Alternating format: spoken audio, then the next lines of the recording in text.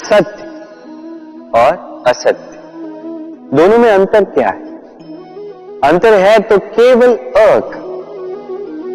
अब अ से होता है आरंभ, अ से होता है अंत।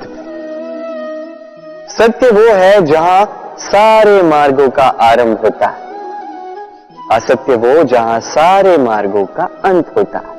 अब इनके पांव तो नहीं होते, किंतु फिर भी ये निशान छोड़ ही जाते हैं।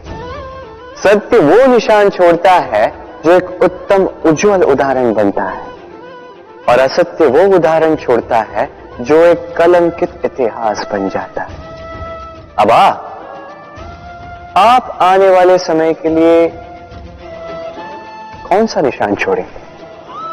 निर्णय पूर्णतः आपका है। राधे राधे। कभी आपने सोचा है हमें जीवा के साथ साथ कान क्यों मिले?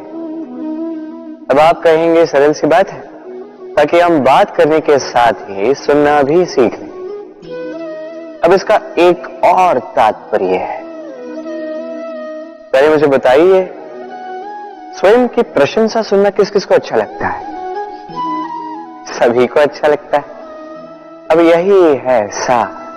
यदि इन कानों से आप स्वयं की प्रशंसा सुनना चाहते हैं तो सर्वप्रथम इस जीवा से दूसरों की प्रशंसा करना सीखें। अब प्रशंसा के विषय में एक अत्यंत महत्वपूर्ण बात आपको बता देता हूं। कभी किसी की प्रशंसा यदि आप करते हैं तो सर्वप्रथम उस व्यक्ति का उत्साह बढ़ जाता है। तत्पश्चात स्वयं यदि झांक कर देखें तो इस मन में भी संतोष और प्रसन्नता आ जाती है, और एक बार ये मन प्रसन्नता से भर जाए, तत्पश्चात कोई प्रशंसा करे या ना करे, कोई अंतर नहीं पड़ता। इसलिए सदैव दूसरों का मान करें, आदर करें, उनकी प्रशंसा करें, प्रसन्नता बांटें। जिनमें जो भी अच्छाइयां हैं उन्हें बताएं, उन्हें स्मरण करवाएं कि वो भी अच्छे हैं, उनका उत्साह बढ़ाएं, वो जीवन में आगे बढ़ेंगे और ये जीवन आपको कभी पीछे नहीं रहने देगा। राधे राधे। कभी दीपक जलाते जलाते आपका हाथ जला है? एक बार स्मरण कीजिए वो अनुभव। अब भी मन में पीड़ा की एक लहर ऐसे दौड़ जाएगी। कभी चलते चलते पांव में कांटा चुभा है? स्मरण कीजिए, अब भी मन में पीड़ा की एक लहर ऐसे दौड़ जाएगी। ऐसा क्यों होता है? आपको पीड़ा केवल तब हुई थी, किंतु यदि आज भी स्मरण करो तो वो पीड़ा आपके मन में, आपके बुद्धि में रह ही जाती है। ऐसा क्यों होता है कि जीवन में जब भी हम पीड़ा का अनुभव करते हैं, तत्पश्चात कहीं ना कहीं उस पीड़ा को हम अपने साथ लेकर चलते हैं? कारण एक ही है, चिंता। कोई भी पीड़ा उतना कष्ट नहीं देती जितना कष्ट चिंता देती। तो इस चिंता को त्याग दें और चिंतन करें कि कैसे स्वयं को प्रसन्न रखा जाए। और भूतकाल और भविष्य की चिंता छोड़ दीजिए, इसके विषय में सोचना ही छोड़ दीजिए। बस ये निश्चय कर लीजिए कि आज मुझे स्वयं को प्रसन्न रखना है, कुछ भी करके। ये करना आरंभ कीजिए। फिर आप देखिए, आपका कल, परसों, अगला सप्ताह, समस्त माह, समस्त वर्ष, अगला वर्ष, समस्त जीवन आपको केवल और केवल प्रसन्नता ही मिलेगी। अब आइए इसी प्रसन्नता के साथ कहें राधे राधे। इस जीवन में मनुष्य केवल 3 चीजों के पीछे भागता है।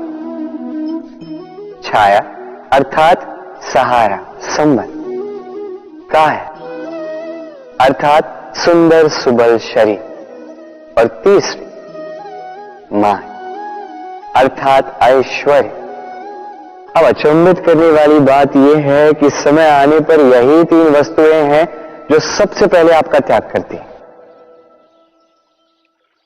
अंधकार में छाया आपको त्याग देती है, बुढ़ापे में काया आपको त्याग देती है, और अंत में ये माया भी आपको त्याग ही देती है। ये कुछ काम नहीं आता जिसके पीछे आप जीवन भर दौड़े जा रहे थे। यदि कुछ काम आता है तो वो है आपका प्रेम पूर्ण व्यवहार जो आपने संसार को दिया। ये प्रेम ही है जो अंधकार में दिया बनकर आपको प्रकाश देगा। ये प्रेम ही है जो बुढ़ापे में हाथ बनकर आपको शक्ति देगा, सहारा देगा। और जब आपके पास धन नहीं होगा तो यही प्रेम आपको संयोग देगा। इसलिए इस जीवन में यदि कुछ कमाना है तो केवल प्रेम कमाएं। यदि आप भी मेरी बातें दूर की सोचते हैं तो केवल प्रेम कमाएं। और आप इसी प्रेम के साथ कहीं राधे राधे। संसार में नियति बहुत कुछ निश्चित करती है, जैसे हर एक वस्तु की सीमा। शरीर से जाने वाला जल, उसकी सीमा भी नियति निश्चित कर चुकी है। कैसे?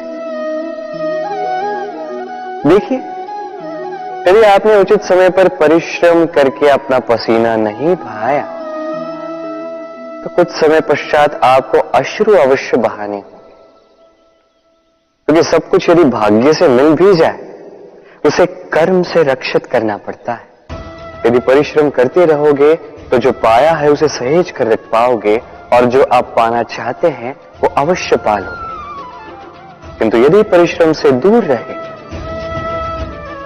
तो जो पाया है उसे तो खो ही दोगे, और जो पाना चाहते हैं उसका तो प्रश्न ही नहीं होता। और बहाओगे तो केवल अश्रु। अब चयन आपका है, क्या बहाना चाहेंगे? पसीना या अश्रु? राधे राधे। तभी आप किसी झरने के पास बैठे हैं और बस ध्वनि सुनी। हाँ, वो ध्वनि मन को शांत ही कर देती है, हम एक आनंद सा भर देती है। तो इसे मैं कहता हूं नैसर्गिक संगीत। कभी सोचा है ये संगीत उत्पन्न करने के लिए जल को कितने परिश्रम करने पड़े, क्या कुछ करना पड़ा?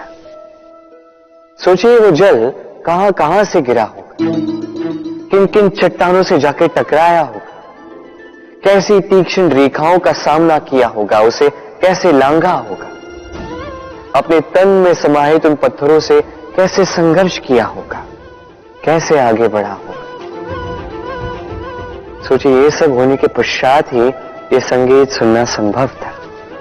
इस झरने का ये सुंदर संगीत आपके कान तक कभी पहुंचता ही नहीं यदि उस जल का विरोध करने वाले पत्थर ना होते। इसका तात्पर्य क्या है? तात्पर्य एक ही है, इन बाधाओं का सामना करें, इनसे दूर ना भागे, क्योंकि ये बाधाएं ये नैसर्गिक है।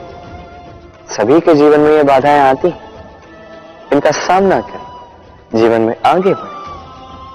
और आप भी स्वयं से उत्पन्न कीजिए ये नैसर्गिक संगीत और इस संसार में फैलाइए शांति और प्रसन्नता। राधे राधे।